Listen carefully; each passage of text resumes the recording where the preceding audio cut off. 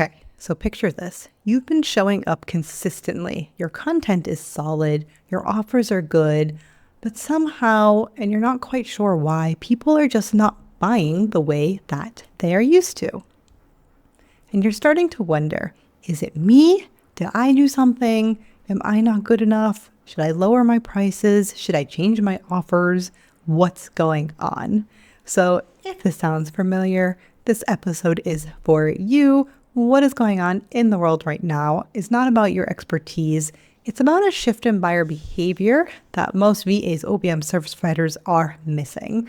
So the inspiration for this podcast episode is that I saw a thread. I saw a thread on Threads. I saw a post on Threads that was a copywriter who had noted that her sales were a bit stalled.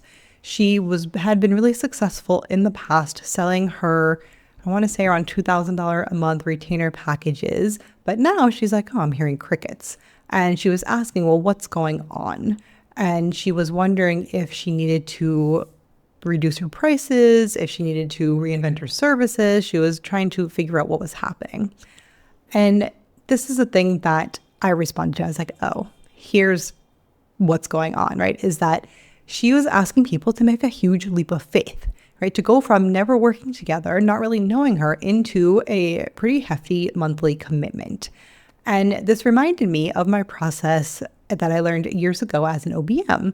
And this was to not necessarily expect somebody to hire me for this retainer where where it's premium, where they're working with me, they're spending good money right away. So instead, I always started out, and that's what I was taught, to always start out offering this 90-day ops review, 90-day plan, which was a paid strategy session that gave them, one, immediate value, and two, let them experience me, how I work, my thinking, kind of let me prove myself in a way. And the result of this was that 95%, and this is not an exact figure, but really a lot, most of my clients who had that session hired me for a retainer going forward. And it's not because I convinced them. It's not because of any weird things happening. It's because they were able to get to know, and trust me. They were able to see, okay, she knows what she's talking about. She did really good work. And now I'm ready to make this commitment. So what is happening right now and why your sales might be slowing is that a couple of things. One is because of the economy, the general state of the world, and because of a lot of really weird people have had really weird, sketchy past experiences. Negative things have happened to them when they have invested before. So people are more nervous to commit. They have been burned by service providers who have overpromised and underdelivered. They've signed contracts that felt restrictive. They've invested thousands to realize that the person didn't do what they had actually wanted them to do. And they've left with this feeling of, how do I protect myself from making this mistake again? And again, especially when everything is very uncertain economically, people are extra cautious about where they spend their money. So when you present them with this amazing $2,000 a month retainer or whatever intensive, their brain is not like, oh, this is great. Their brain is thinking, well, how do I know that you're going to give me what you promise? What if I hate working with them? What if this is a waste of money? And that fear, it's stronger than the desire for the result that you are promising. Now, don't worry. This is not all bad news. The good news is that it's not about your expertise, right? You could be the best in the world at what you do, but if you're asking somebody to take a massive leap of faith, then you're fighting a battle against their own fear. So what do we do?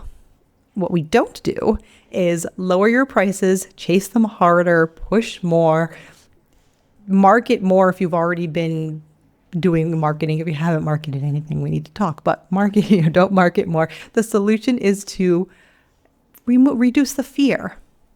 And how do we do that? We do that by giving them a way to build trust with you and test drive your expertise first. And this is what I call a trust building offer. And now if you're rolling your eyes and thinking, oh, another way to devalue my work, it is not about creating some $27 random template or some thing that doesn't make any sense. We are creating a strategic trust building offer. And what does that mean? This is an offer that solves one specific problem that they're having right now. It gives them immediate, tangible results. It showcases your unique approach and expertise. And the most important thing is that it naturally leads them to want your bigger offer. So it has to be connected. So if you think about it like this, you're buying a car, you're going to test drive it, right? Your trust building offer is the test drive of your services. So what that copywriter did was introduce a trust building offer, a messaging audit that naturally led into her retainer packages. And now I don't know the results for her, but I do know the results for my clients and from other people. And what happens is that they see sales pick up. They see that people are not afraid to invest something that's a couple $100. And then after experiencing how amazing you are, and then they sign up for the bigger offer because that felt obvious. So if your sales have slowed, if you are in this period, I invite you to ask yourself, what is the smaller version of your expertise that could give somebody a quick win and show them what it's like to work with you? Maybe if you are a designer, could you offer some sort of brand audit that shows them exactly what's working, what's not working, and gives them a roadmap? Maybe you're an OBM and you could do a similar type of operations review that identifies their biggest bottlenecks and gives them a plan, an action plan. The key is that it is substantial to showcase your expertise, but small enough that it does not feel risky. And again, most important, to be connected to your main offer, your biggest offer, your core offer. So that way it is an easy yes.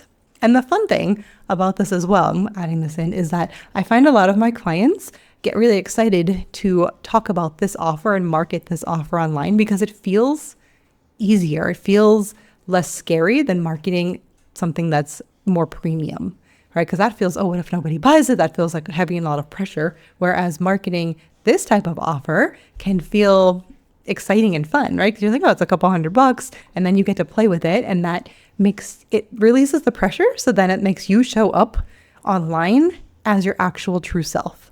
And so that part I find to be really fun. And also people get really creative in what they do with their trust building offers. And anyhow, the whole thing I really, really love. So if you are nodding along saying, yes, this is the strategic entry point that I need into my business, this is one of the first things we do when we work together. When I work with my clients, especially one-on-one in expansion, this is a big thing that we do. We don't just design your core offer, but we do that too. We create your entire client journey, including that perfect trust building offer that meets people exactly where they are. Because the thing that I want you to walk away with is knowing that your expertise is valuable. Your offers are needed. But today, especially today, right now, you need to have the right entry point to get people in. So if you want help designing offers that feel truly effortless because they meet your ideal clients exactly where they are, reach out to me. You have my links below and let's chat about it.